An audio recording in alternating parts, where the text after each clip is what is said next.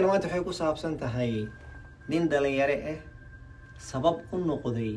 diriskiisii gaalada ahaayeen muslimiinta nacbanaan. gaalada waa kala daran qaar iska caadi qaarna naceeba ugu darsan muslimiinta nacbanaay inay soo islaamaan. ninkaas diriskaas gaaladaas nacab siduu u soo islaamiyey muxuu sameeyey uu ku soo islaamiyey. فاقصص القصص لعلهم يتفكرون. الحمد لله والصلاة والسلام على رسول الله. ولا ليال ميلو لدون كتكجوتان. السلام عليكم ورحمة الله وبركاته. جمعة والبئيو قصة عصو. ولا ليال قصة دينا وقصة آدو قيمة بدن فائدة بدن نوضتو عبر قادش بدن نوضتو. waxay ku saabsan tahay nin dhalinyaro oo aad u wanaagsan diin leh xaafad uu degay ilaahay markiis dhinaciisa midig waxaa deganaa qolo gaala ayaa deganayeen oo aad u dhib badan oo waliba dadka cadaanka nacab dadka muslimiinta nacab ayay ahaayeen. marka baarkinka xataa kumuusan dhibi jirin baarkin number lama kala lahayn laakiin always baarkinkooda gees ka jiro ma dhigan jirin agama qaadan jirin gaari kama dhigan jirin hadduu kiisa oo guriga soo jiro hadduusan banaanin meel kale uu dhigan jiray kooda ayagoo banaan kii ka dhigan jiray muusan dhibi jirin ayaga marmarka qaarkooda markay arkaan kasii gaarigiisa baarkinkiisa uu dhigan jiray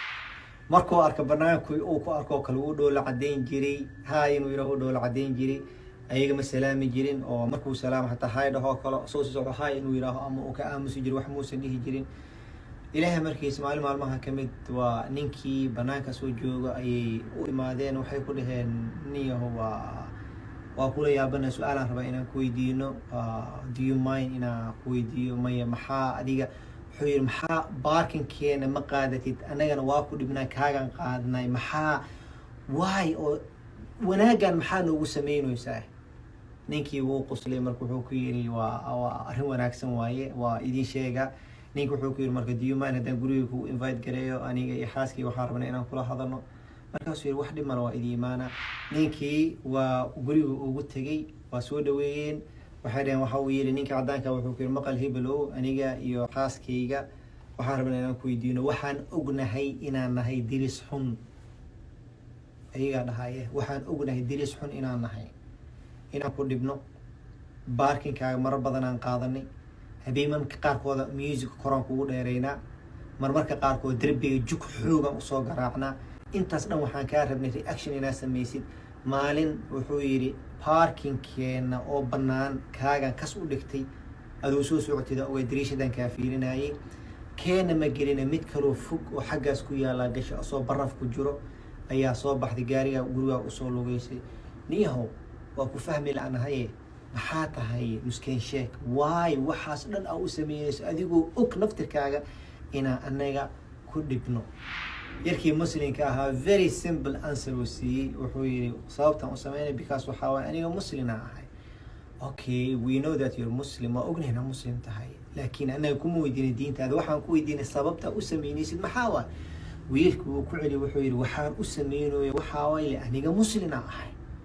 waxna waayahay muslim iyo markaasuu yiri meeshaan waa meesha oo isku fahmi la'nahayo dha aniga wax kastaan sameynaya according to my deen waaye according to my religion waaye wax kastaan sameynaya diinteeda ay amarto.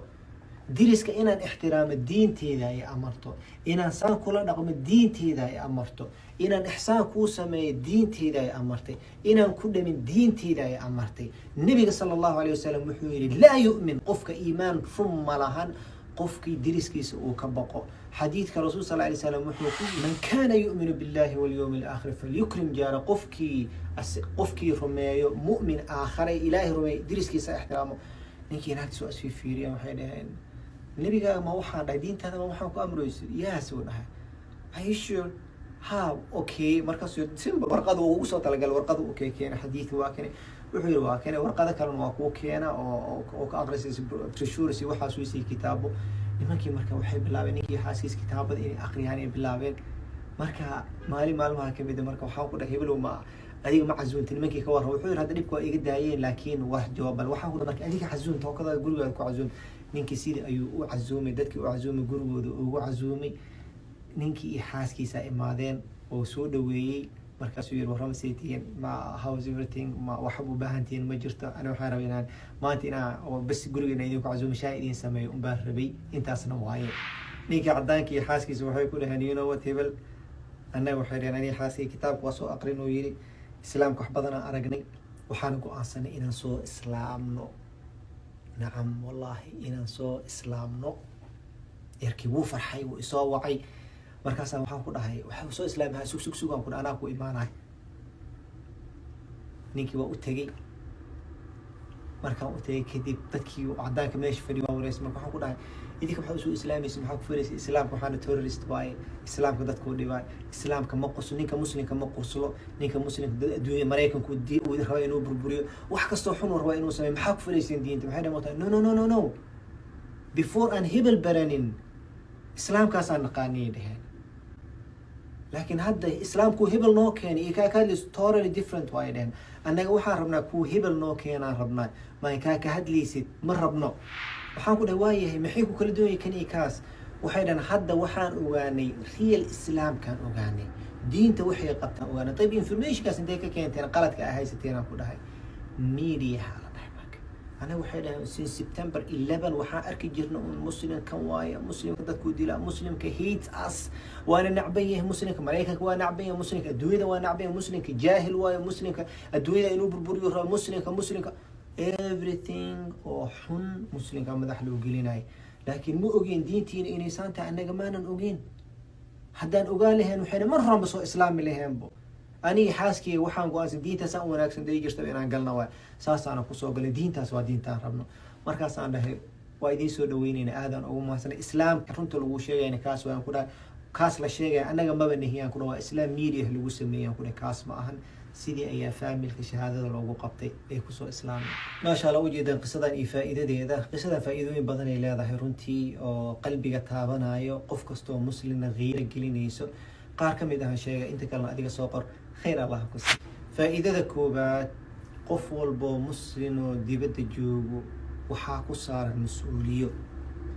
waxaa tahay safiir diinta islaamka dadka ma yaqaanaan adigii kaaga jeedaan adiga saa u tasaruftid ayay dadka jaahiliinta qaarkooda ku dhajinayeen islaamka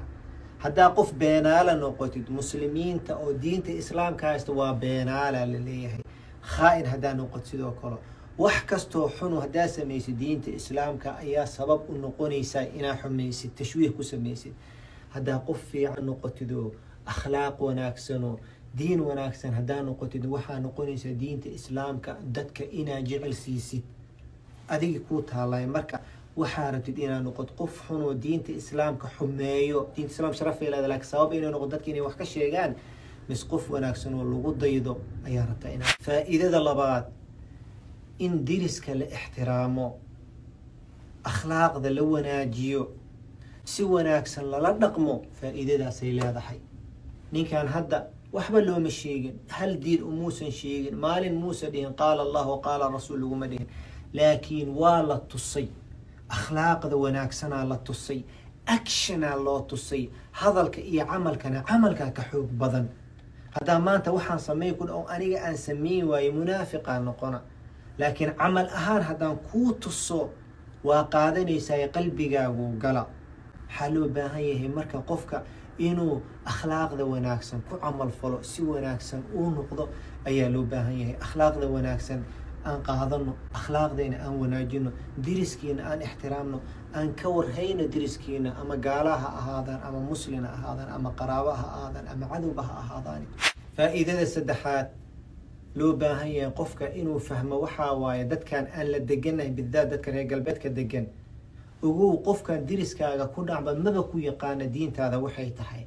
dadka qaarkooda waxaa ka dhaadhacsan muslim qof walba islaamka wuu maqlay wuu yaqaanay intii maqashayna taas waa sheega iska dhaadhicin anaga waaye qof kasta ma maqlin islaamka qof kastana islaamka ma yaqaano intii maqashay taqaanana wax qalad ay ka fahmeen ama si qalad loo sheegay dadka qaarkooda waa qoladan waa nacbanya sababtu uu nacbanya waxa waaye waa wax loo sheegay hadda anaga Soomaaliya hadaan amxaara waa la isku caayin jiray ani caaya uma jiri weligay ma ogin qabiil inay tahay ama ummad inay tahay amxaari oo markii warnaata waa dagaalami jiray sababta maxay tahay ووح نولوسو تربية أو عدو دتكينا عدوين نولتو سايوا marka nimankan cadaanka ama nimankan gaalada aan la joogno waxa waa islaamka waxa loo tisdad xun inay yihiin adiga loo baahan yahay marka inaad ka badashid oo iska tirtirtid fikradda xun faa'iidada afaraad iyo shanaad iyo lixaad iyo toddobaad iyo sideedaad iyo sagaalaad iyo tobanaad idinka idin maadaama kan dacwo ay tahay waxaan rabaa inaad kulli kasoo participate gareysaan kasoo wada qayb gashaan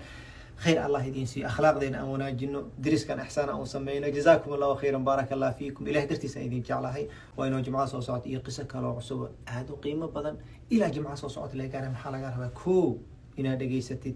كفائدي ستة كو عمل فشيت تنافرات نحاوي ولا لها كالوسي قدوس خير الله كسي أكتادي استاجن إلى درتي سيدين جزاكم الله خير بارك الله فيكم السلام عليكم ورحمة الله وبركاته.